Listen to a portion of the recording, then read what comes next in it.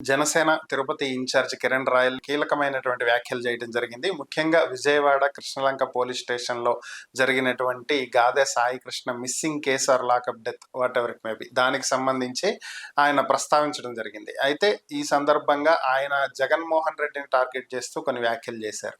ఈ అంశాల మీద మనతో విశ్లేషించడానికి ప్రముఖ హైకోర్టు న్యాయవాది రజనీ గారు మనతో ఉన్నారు. ఆమెతో మాట్లాడదాం. నమస్తే రజనీ గారు. నమస్తే అండి. మేడం, నిన్న జనసేన తిరుపతి ఇన్ఛార్జ్ కిరణ్ రాయల్ కొన్ని కీలక వ్యాఖ్యలు చేశారు. గాదె సాయి కృష్ణ కేసులో అనవసరంగా పవన్ కళ్యాణ్ని లాగుతున్నారని, కాపులని కూటమికి దూరం చేయడానికి ఒక కుట్ర జరుగుతుందని, ఇది వైసీపీ చేస్తుందని చెప్పి ఆయన ప్రధానంగా ఆరోపించడం జరిగింది. అలాగే కాపులను అవసరానికి ఉపయోగించుకుంటుంది వైసీపీ. నిజంగా వైసీపీకి చిత్తశుద్ధి ఉంటే నెక్స్ట్ సీఎం క్యాండిడేట్గా ఒక కాపుని అనౌన్స్ చేసే దమ్ము జగన్కు ఉందా? అలా చేస్తే నేనే వెళ్ళి జగన్ గారికి వైసీపీ తరపున ప్రచారం చేస్తానని కూడా ఆయన సవాల్ చేయడం జరిగింది. మరి దీన్ని మీరు ఏ విధంగా చూస్తారు? ఎలా దీని గురించి మీరు మాట్లాడతారు? సార్, కిరణ్ రాయల్ అన్న అంటాను. ఎప్పుడు పార్టీలో ఉన్నప్పుడు కూడా అలవాటు చెప్పనా అంటాను. సో రాయల్ అన్నకు అడుగుతున్నాను, వాళ్ళేదో అనుకున్నారు, వీళ్ళేదో అనుకున్నారు, అవన్నీ తీసేయండి. మీరు మిమ్మల్ని నమ్ముకొని పని చేసిన వాళ్ళకి మీరేం చేస్తున్నారు చిత్తశుద్ధిగా అనేది ఆలోచించండి.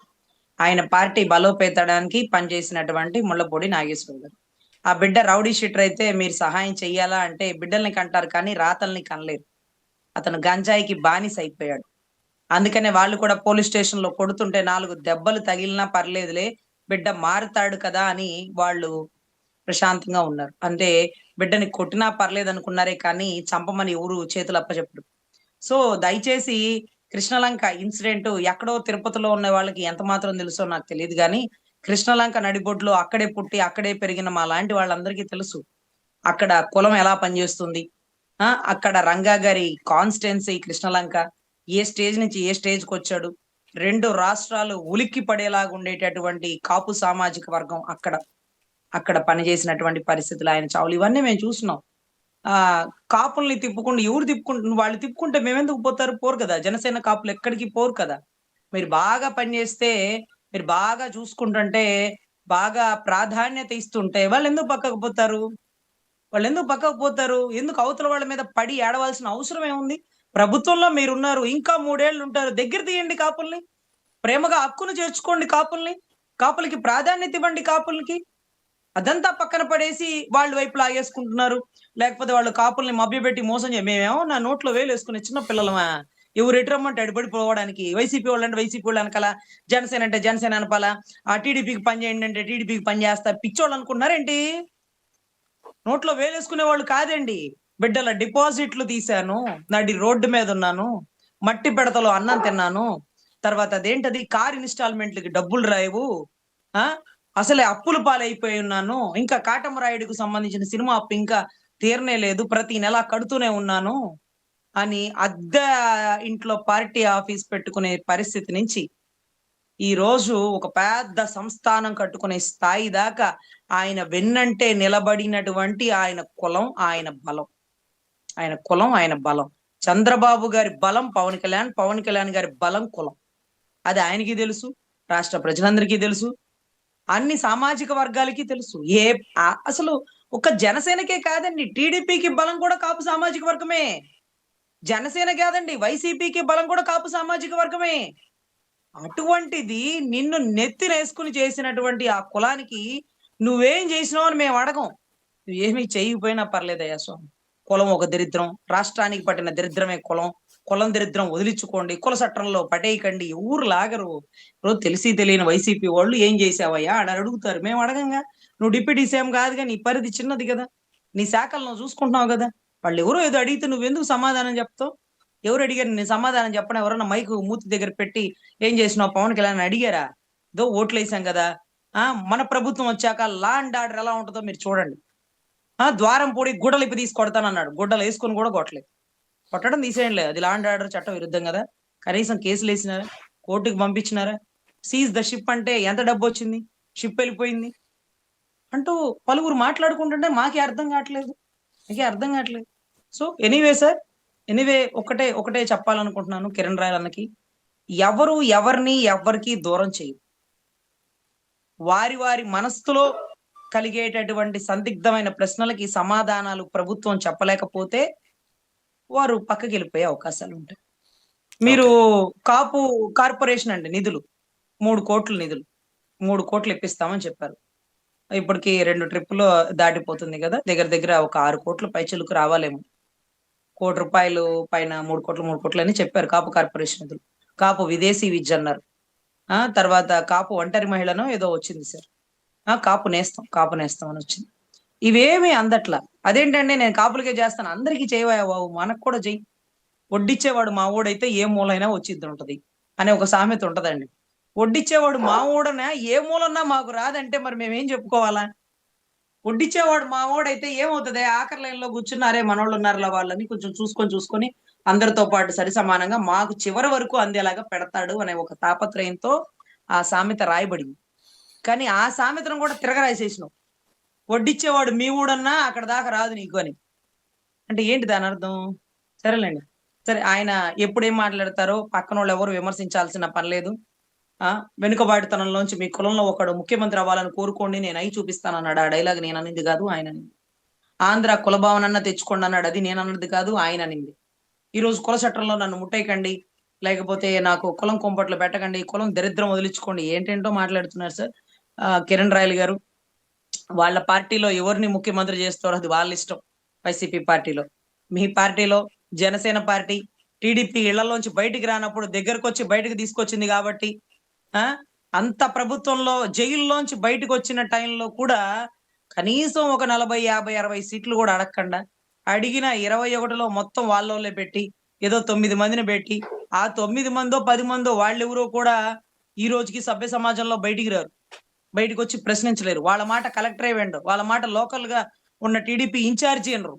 మరి వాళ్ళు ఎమ్మెల్యే అయిపోయారు. ఎలా అయ్యారో, ఎందుకయ్యారో వాళ్ళకైనా అర్థమవుతుందో లేదో నాకైతే అర్థం కావట్ల. సో, ఇటువంటి పరిస్థితుల్లో ఈరోజు వాళ్ళెవరు సీఎం చేసుకుంటారో తెలీదు గానీ, మనోళ్ళని మాత్రం ఇంత కష్టపడి ప్రభుత్వం ఫార్మ్ చేసాం గదా! చివరి 2 ఏళ్ళు సీఎం ఇవ్వమనండి. దిగిపోమనండి. చివరి 2 ఏళ్ళు సీఎం ఇవ్వమనండి. అనుభవం ఎంతసేపు అనుభవం నేర్చుకుంటే అదే వచ్చిద్ది. రేవంత్ రెడ్డి గారికేమన్నా అనుభవమా? ఆయన ఓటు నోటు కేసులో ముద్దాయి. జైలుకెళ్ళొచ్చినాయన. ఇంకా మనోడు ఇంకా జైలుకి పోలా. మంచోడు. కాస్త నిజాయితీ పరుడు, కొద్దో గొప్పో మంచి లక్షణాలన్నీ మనం చెప్పుకుంటుంటాం కాబట్టి. అయి ఉన్నా లేకపోయినా మనం చెప్పుకుంటుంటాం కాబట్టి. సో, మనం చెప్పుకుంటున్నాం కాబట్టి కనీసం మన వాళ్ళకి రేవంత్ రెడ్డి గారి కంటే ఎక్కువ అర్హతలు ఉండుండొచ్చు. చంద్రబాబు గారు తలుచుకుంటే రేవంత్ రెడ్డి గారికి అని ఇస్తారు గానీ, చంద్రబాబు గారు తలకిందులుగా తపస్సు చేసినా పవన్ కళ్యాణ్ గారికి ఇవ్వరని నేననలేదండి. ఆయన. నేను ఎంత దేకినా నన్ను సీఎం చేయలేదంటాడు. దేకితే సీఎం చేస్తారా? ఫ్లెక్సీలు కట్టుకుంటే సీఎంలయిపోతారా? కటౌట్లు కట్టుకుంటే సీఎంలయిపోతారా? పక్క రాష్ట్రం వాడు పడిన కష్టాన్ని 2 ముక్కల ప్రాయంలో 3 ముక్కల్లో చిన్న తేలికపాటి కటౌట్లు కట్టేసుకొని సీఎం అయిపోయాడా? ఇంత తేలిగ్గా ఎలా అయిపోయాడంట? తేలిగ్గా సీఎంలయిపోతారండి? ఆ! ఎన్ని కటౌట్లు కట్టాడో అడగండి. ఒక 100 కట్టాడా? 1000 కట్టాడా? 2,00,000 కట్టాడా? ఎన్ని కడితే అన్నికి మూడింతలు మీకు కడతాం. మీరు అవ్వండి సరదాగా. సరదాగా అవ్వండి చూద్దాం. So, what ever it may B sir. ఆయన్ని కనీసం ప్రభుత్వంలో భాగంగా కూడా ఉంటానని చెప్పకుండా 21 సీట్లకి పరిమితం చేసుకుంటూ 24 ఎన్నో తీసుకున్నారు. మళ్ళీ ఒక 2, 3 వెనక్కి ఇచ్చేసినట్టున్నారు బీజేపీ వాళ్ళకి. సో, ఆయన మరీ ఎక్కువ త్యాగం చేస్తే మనలో విషయం లేదనుకుంటా. ఇది ఇది ఇది నోట్ చేసుకోవాలండి. పెళ్లి కొడుకు ఒక 10,00,000 కట్నం అడిగాడంట. అవును. ఎంత మాత్రం అడగడా ఏంటి? 5 ఎకరాల పొలం ఉంది. డాక్టర్ ఉద్యోగం చేస్తున్నాడు. అంత మాత్రం 10,00,000 అడగడా ఏంటి అనుకుంటారు.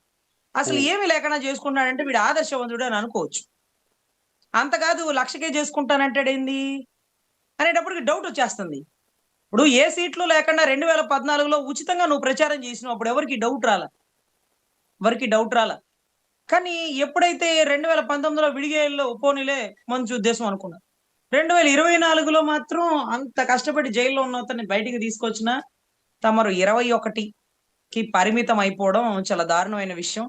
మిమ్మల్ని మీరెందుకు తగ్గించుకున్నారో తెలీదు. అవతలోళ్ళు చెప్తే తగ్గించుకున్నారా? తగ్గించుకోవాల్సొచ్చిందా? తెలీదు.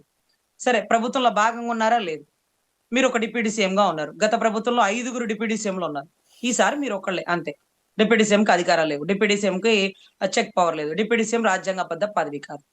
3 శాఖల మంత్రి ఇచ్చారు మీకు. 3 శాఖలు కూడా ఆయనేసిన లిస్ట్‌లో లాస్ట్‌లో వచ్చినియి. లాస్ట్ బట్ నాట్ లీస్ట్ అన్నట్టుగా చివర్లో వచ్చింది. అంటే పెర్ఫార్మన్స్ వీక్‌గా ఉంది. పబ్లిసిటీ పీక్‌గా ఉందని గౌరవ్ చంద్రబాబు గారు ఆయన స్టేట్‌మెంట్ ద్వారా చెప్పారు. సరే ఓకేడా. అవతల వ్యక్తి ఎవరు ముఖ్యమంత్రి అవుతారు? చెప్పండి. మేమొచ్చి పని చేస్తాం అన్నారు. నేను వచ్చి పని చేస్తాను అంటే మీరంటే జనసేన మొత్తం వస్తారా, మీరు ఒకళ్ళే వస్తారా? ఆయన ఆ ముఖ్యమంత్రి కెపాసిటీ ఉంది, ఆయన పని చేసుకోగలను అంటున్నాడు. మనం ఇటు సెంట్రల్ ని ఇటు స్టేట్ ని రెండు కలుపుకొని ముగ్గురుగా మనం ముందుకెళ్ళి నన్ను ముఖ్యమంత్రి చేస్తారా అని అనడానికి అవకాశం లేదు. ఆయన ఏమంటున్నాడు, ముగ్గురు కలిసి వచ్చినా ఎదుర్కొంటున్నాడు. ఆ పార్టీలో కాపులు ఉన్నారు, రెడ్లు ఉన్నారు, కమ్మలు ఉన్నారు, బీసీలు ఉన్నారు, ఎస్సీలు ఉన్నారు. జనసేన పార్టీలో అన్ని కులాలు ఉన్నారు, టీడీపీ పార్టీలో అన్ని కులాలు ఉన్నాయి. కానీ ఒక్క జనసేన పార్టీ మాత్రమే కాపుల్ని పెద్దన్న పాత్ర పోషించమని అడిగిందా లేదా? రెడ్లని పెద్దన్న పాత్ర పోషించమని జగన్ రెడ్డి గారు అడగల. కాపుల్ని పెద్దన్న పాత్ర పోషించండి అని జగన్ రెడ్డి అడగల. వాళ్ళకి ఇష్టమై వాళ్ళు పని చేసుకున్నారు. మీరు అడిగారు నోరు తెరిసి, మీకోసం పనిచేసినాం, పెద్దన్న పాత్ర అన్నారు. కాపులు మీ వెనుకబాటుతనం నుంచి మీలో ఒకటి రావాలన్నారు. మీరు ఎందుకు ఇచ్చారు స్టేట్మెంట్? వాళ్ళు ఎక్కడా కాపులకి ప్రాధాన్యత లేకపోతే కాపులు పెద్దన్న పాత్ర అని జగన్ రెడ్డి గారు అడగల. ఆయన మంచోడని, ఆయన భావజాలం నచ్చి అటు కొడాలని ఇలాంటి కమ్మ సామాజిక వర్గం వాళ్ళు, వంశీ లాంటి వాళ్ళు, అదే మాదిరిగా కాపు సామాజిక వర్గం లాంటి త్రిమూర్తులు, బొత్స గారు, అంబటి రాంబాబు, పేరునాని వీళ్ళందరూ ఇష్టంగా పోతున్నారు. ఆయన ఎవరిని అడగల. మీరు అడిగారు నోరు తెరిసి, ఒక్క కులాన్నే అడిగారు నోరు తెరిసి. అవునా కాదా మీరు ఒప్పుకోరు. సో తద్వారా మిమ్మల్ని అడుగుతారు. వాళ్ళు అడగల, చంద్రబాబు అడగల, కాపుల్ని పెద్దన్న పాత్ర పోషించమని అడగల. ఎందుకంటే ఆయనకు అన్ని కులాలు కావాలి, ఈయనకు అన్ని కులాలు కావాలి. కానీ మీకు మాత్రం ఒక కులాన్నే బలి చెయ్యాలి. పెద్దన్న పాత్ర అనగానే చేసినారు. చేసిన వాళ్ళకి ప్రాధాన్యత ఏది అంటూ ఈ రోజు వాళ్ళు అడుగుతున్నారు. ఓకే మేడం, అయితే ఇదే కేసుకి సంబంధించి ఈ గాదె సాయి కృష్ణ కేసులో మీరు ఏకంగా చంద్రబాబు గారిని టార్గెట్ చేశారు, సీఎంనే టార్గెట్ చేసి మాట్లాడటం జరిగింది. అసలు దీంట్లోకి సీఎంని ఎందుకు లాక్కొచ్చారు? ఆయనకేంటి సంబంధం? ఒక స్టేషన్ లెవెల్లో, ఒక సిఐ లెవెల్లో జరిగినటువంటి తప్పుకి సీఎంనే బాధ్యుడిని చేయటం ఏంటి? సార్ ఇక్కడ సీఎం గారు ఎందుకు బాధ్యులు అవుతారంటే సార్, మీకు ముందు హైకోర్టులో ఆ కేసు పేరు ఏంటో మీకు ఒకసారి చెప్పాలి. Gade Vijayalakshmi versus state of Andhra Pradesh. అక్కడ గాదె విజయలక్ష్మి గారు బాధితురాలు కాదు, కంప్లైంట్ చేసింది. ఎవరి మీద? ఆంధ్రప్రదేశ్ మీద. ఫర్ సపోజ్ నేను ఒకరి మీద కంప్లైంట్ ఇచ్చాను అనుకోండి, తర్వాత ఆ కంప్లైంట్ ఇచ్చిన వారు నేను ఒక గదిలో కూర్చొని మాట్లాడుకుంటున్నాం అనుకోండి, బయట చూసే వాళ్ళకి ఏమనిపించిద్దండి? వీళ్ళిద్దరూ కలిసిపోయినారు, ఆవిడ కంప్లైంట్ వెనక్కి తీసుకుంటుందో, లేకపోతే ఆ కంప్లైంట్ ఇచ్చిన వాడు ఈమెను ఏమైనా బెదిరిస్తున్నాడో అని అనుకుంటారుగా. ఖచ్చితంగా. అదే మాదిరిగా ఏదైతే గాదె విజయలక్ష్మి గారు ఆంధ్రప్రదేశ్ మీద కంప్లైంట్ చేసింది, అంటే ఆంధ్రప్రదేశ్ పోలీస్ కూడా అవదండి, అక్కడ ఆంధ్రప్రదేశ్ అవుతుంది. ఒక పోలీస్ ఎస్ఐ సిఐ తప్పు చేసినా సరే ఆంధ్రప్రదేశ్ మొత్తం రెస్పాన్సిబిలిటీగా ఉండాల్సిన బాధ్యత. సో ఆంధ్రప్రదేశ్ చంద్రబాబు గారి అనుభవజ్ఞులు ఆంధ్రప్రదేశ్. మరి ఈ రోజు ఆంధ్రప్రదేశ్ గాదె విజయలక్ష్మి గారిని వారింటికి ఎందుకు పిలిపించుకుంది? ఇంటికి పిలిపించుకోవడం అలా ధర్మమా? అలా చెయ్యొచ్చా, చేయకూడదా అంటే అది బైలాకి విరుద్ధం అని. అది విరుద్ధం. ఎందుకంటే ఉత్తరప్రదేశ్ లో ఏదైతే ఉన్నావా రేప్ కేసు అని జరిగిందండి, ఉన్నావా అత్యాచార కేసు అంటారు. దాంట్లో కుల్దీప్ సింగ్ అనే ఒక ఎమ్మెల్యే ఆ అమ్మాయిని అత్యాచారం చేశాడని ఎవిడెంటరీగా ప్రూవ్ అయింది. ఎవిడెంటరీగా కేసు జరుగుతున్న మూమెంట్ లో ఆ సంబంధిత మంత్రి గాని ముఖ్యమంత్రి గాని ఆ అమ్మాయిని పిలిపించుకొని మాట్లాడే ధైర్యం చేయలా. కేసు జరుగుతుంది, ఈవిడ కేసు వేసిందే ప్రెసెంట్ ఫోర్స్ లో ఉండే ఎమ్మెల్యే మీద. అంత ప్రాధాన్యత ఇచ్చినారండి.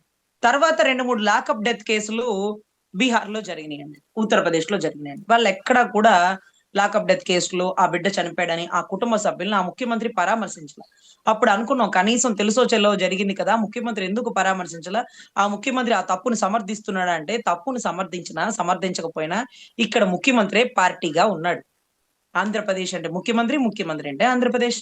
ఆ పార్టీగా ఉన్న ముఖ్యమంత్రి ఆ బాధిత కుటుంబాలని పిలవకూడదు. అక్కడ బాధితులు కాదు, కంప్లైంట్ ఇచ్చిన వాళ్ళని ముఖ్యమంత్రి ఎలా పిలుస్తాడు అనే ఒక పదజాలాన్ని నాకు అక్కడ విన్నానండి. తర్వాత 2-3 సుప్రీంకోర్టు అడ్వకేట్స్ గారిని కూడా అడిగాను. అడిగితే సార్ ఇక్కడ మా రాష్ట్రంలో లాకప్ డెత్ జరిగింది, లాకప్ డెత్ జరిగిన బాధిత కుటుంబాన్ని మాజీ ముఖ్యమంత్రి ఒక పార్టీ ఎమ్మెల్యే గారు వచ్చి కలిసినారు, వాళ్ళ ఇంటికి వెళ్ళి కలిసినారు, ఒక స్టేట్మెంట్ ఇచ్చారు. దీని మీద సిబిఐ ఎంక్వైరీ వేయాలి, ఇది రాష్ట్రంలో లా అండ్ ఆర్డర్ కి విరుద్ధంగా జరుగుతుంది అని గట్టిగా స్టేట్మెంట్ ఇచ్చారు. తర్వాత ఒక 2-3 రోజులకి ముఖ్యమంత్రి గారు వారి ఇంటికి పిలిపించుకున్నారు. అంటే అమ్మా అక్కడ మాజీ ముఖ్యమంత్రి వాళ్ళ ఇంటికి వెళ్ళడం అనేది సానుభూతి. కానీ ముఖ్యమంత్రి అంటేనే ఆంధ్రప్రదేశ్ ముఖ్యమంత్రి స్వయాన ఆ కంప్లైంట్ ఇచ్చిన వారింటికి పిలిపించుకోవడం అనేది కేసు మనుగడకే దెబ్బ పడుతుంది. సో అలా ఎప్పుడు చేయకూడదు. అది చాలా పెద్ద క్రైము. చాలా బైలాకి విరుద్ధము, చట్ట విరుద్ధము. కేసు పెండింగ్ ఉండగా ముఖ్యమంత్రి గారు మీరెందుకు ఇంటికి పిలిపించుకున్నారు అంటూ అసలు అవసరమైతే కోర్టు ముఖ్యమంత్రి గారిని పార్టీగా పెట్టుకొని కూడా పిలిపించి అడగచ్చు. మీరెలా పిలిపిస్తారండి? అంటే అక్కడ ఆ కంటికి అంటే ఒక జడ్జి గారి ఆలోచనకి ముఖ్యమంత్రిగా మీరెందుకు పిలిపించుకున్నారు? వారి కంప్లెయింట్ ఏసింది మీ మీదే కదా! మీ పరిపాలన మీద కదా! మీ ప్రభుత్వం మీద కదా! మరి మీరెలా పిలిపించుకుంటారు? సరే మీరు పిలిపించుకున్నా తప్పులేదు. మా దగ్గర ఉండగా ఎలా పిలిపించుకుంటారు? హైకోర్టులో కేసు నడుస్తుండగా కేసుని ప్రభావితం చెయ్యకూడదు అనే ఒక రూల్ ఉంటది. కేసులోని సాక్షులకి భద్రంగా ఉండాలి అనే ఒక రూల్ ఉంటది.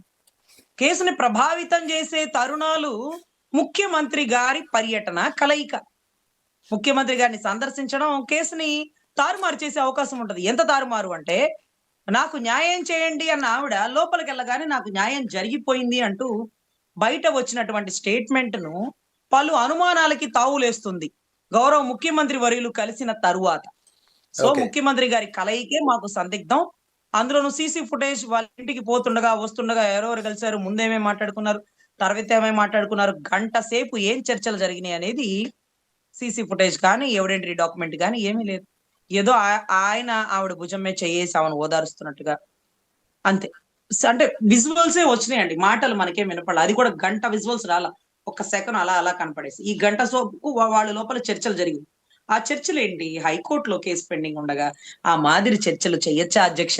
మీరు అనుభవజ్ఞులు గదా! అపర మేధావులు కదా! మీ విజనరీ మడిచి మైండ్‌లో పెట్టుకుంటారు కదా! అటువంటి మీరు అటువంటి మీరు ఎవరి సలహాల మేరకి మీరింటికి పిలిపించుకున్నారు?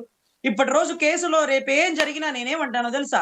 డైరెక్ట్‌గా సీఎం గారి పాత్ర ఉంటది. ఎందుకంటే సీఎం గారు ఎందుకు ఇంటికి పిలిపించుకున్నారంట. ఎందుకంటే మీ మీద కేసేసి మీరెలా పిలిపించుకుంటారు? అంటే మీ భయము, బాధ ఏంటంటే గౌరవ మాజీ ముఖ్యమంత్రి ఎళ్లి కలిసేసినాడు. అతనికి మార్కులు పడిపోతాయేమో, అతనికే కాదు మార్కులు నాకు కూడా మార్కులు పడాలన్న తాపత్రయంతో మీరు చుట్టుపక్కల వాళ్ళ మాట వినకుండా బహుశా పిలిపించారా? మీ చుట్టుపక్కల వాళ్ళు మీకు సరైన సమాచారాన్ని ఇవ్వలేదా? కానీ మీరు చేసింది చాలా పెద్ద తప్పు. చాలా పెద్ద క్రైమ్. చాలా పెద్ద mistake of law. Mistake of అని అంటారు సార్. Anyway okay. 29లో కోర్ట్‌లో ఏం జరుగుతదో ప్రాసిక్యూషన్ వారు ఈ పదాన్ని కూడా ప్రొడ్యూస్ చేస్తారండి. ఈ మధ్య ఓకే. కేసులో ముఖ్యమంత్రి గారిని కూడా ఆవిడ కలవడం జరిగిందని. ఎందుకు కలిసారండి? వాళ్ళు న్యాయం చేయలేదనే కదా కోర్ట్‌కొచ్చారు. ఏం న్యాయం చేయాలో మేము చేస్తాం గదా! మళ్ళీ మీరెందుకు కలిసారండి? కాదండి ముఖ్యమంత్రి గారే కబురు పంపించారు. ఆహా! ముఖ్యమంత్రి గారిని రేపటి రోజు వాయిదా టైంకి ప్రవేశపెట్టండి. ఆయనెందుకు పంపించారు? అని కూడా అడిగే అవకాశాలు ఉండొచ్చేమోనండి. ఎందుకంటే ఓకే. పివి నరసింహారావు గారు లాంటి వాళ్ళే, ఇందిరాగాంధీ లాంటి వాళ్ళే, ఇందిరాగాంధీ వర్సెస్ రాజనారాయణ గారి కేసులో అలహాబాద్ హైకోర్ట్ ఇచ్చిన అద్భుతమైన జడ్జిమెంట్ పెద్ద పెద్ద నాయకులు కూడా కోర్టు బోనెక్కి సమాధానం చెప్పాల్సిన అవసరాలు ఉంటాయండి. అటువంటి అవసరాలు ఈ కేసులో దాపరించొచ్చేమో చెప్పలేము అని నా భావన.